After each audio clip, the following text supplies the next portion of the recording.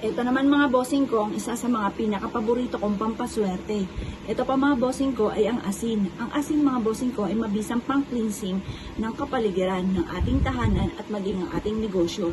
Kaya kung ito'y may negosyo, huwag kang magpapawala ng asin.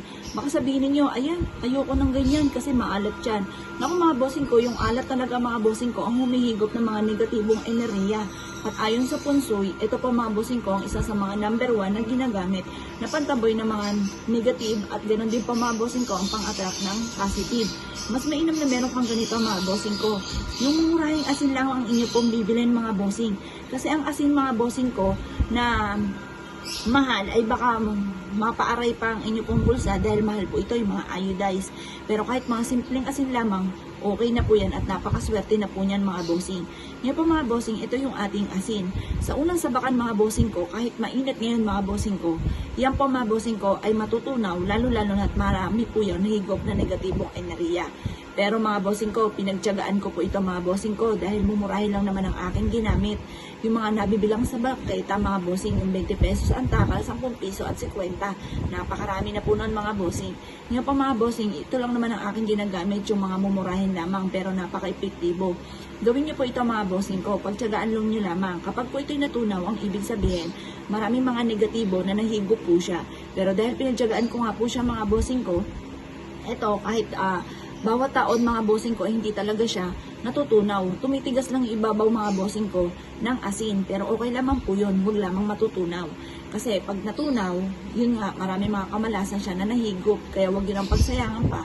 Itapon nyo na po yan sa may lababo po ninyo at hugasan mabuti itong lagayan po natin at lagyan muli ng bagong asin mga bossing.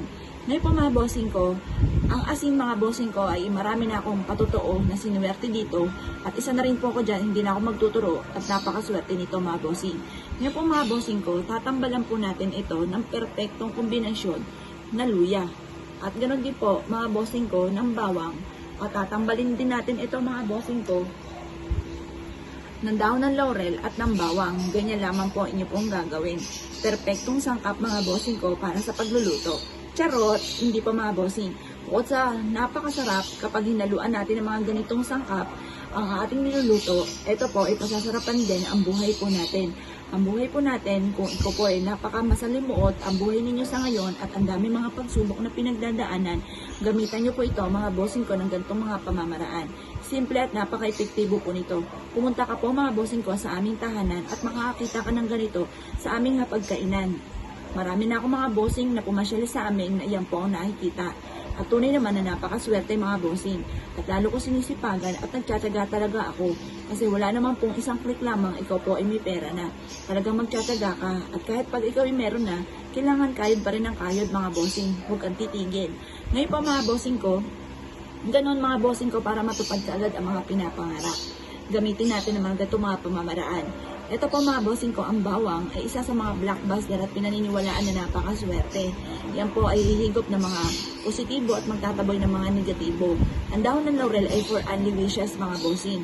At ganoon din po mga bossing ko ang ating luya na mentras po siyang natutuyo ay mentras po siya na nagiging maswerte lalo na sa pera. Kung hindi ka makaipon ng pera, gamitan niyo po ito ng luya. Kapag ang bawang natin mga bossing ko ay tuyo na, pisilin niyo po yan kasi minsan malambot na po siya, wala na po yun. Kaya kailangan mga bossing ko, laging fresh ang ating bawang. Pag pinsil nyo po yan mga bossing ko, at malambot na, itapon nyo lamang. Pero kung matigas pa po siya, pero natunaw ang asin, hugasan nyo lamang po itong 3 sangkap na ito at asin lang ang inyong papalitan. Kapag naman po, natunaw na po ito, ang asin at ang ating luya ay natuyo. Pag ang luya mga bossing ko ay natuyo, yan po ay masigit na maswerte. Yung bawang ay natuyo, yan po itapo na. Tapos, sabayan nyo na rin ang dahon ng laurel ng pagsusunog. Ngayon pa mga bossing, bawat taon ay pinapalitan ng ating mga pampaswerte, lalo na ito. Kasi kasi hindi nyo pinalitan kung ano ang naganap sa inyo ng taon na ginawa nyo ito, ganun din ang magaganap sa inyo ng taon na paparating. Kaya dapat laging bago ang ating pong mga pampaswerte. Ngayon po, kung ikaw ay naniniwala at naisyo po itong gawin nyo po ito kada Tuesday or Friday. Pero, sinasabi ko po, kapag po abala po kayo at hindi kayo makakapagawa ng Tuesday o Friday, gawin niyo lang ito kahit anong araw, basta sa umaga ng alas 7 at sa silangan kahaharap. Proven po ito mga bossing. Kaya kung ikay naniniwala at nais po itong gawin, huwag ka naman patumpik-tumpik pa. Kung nais ninyo na maka-attract ng swerte ng maraming pera, ay subukan nyo na po ito.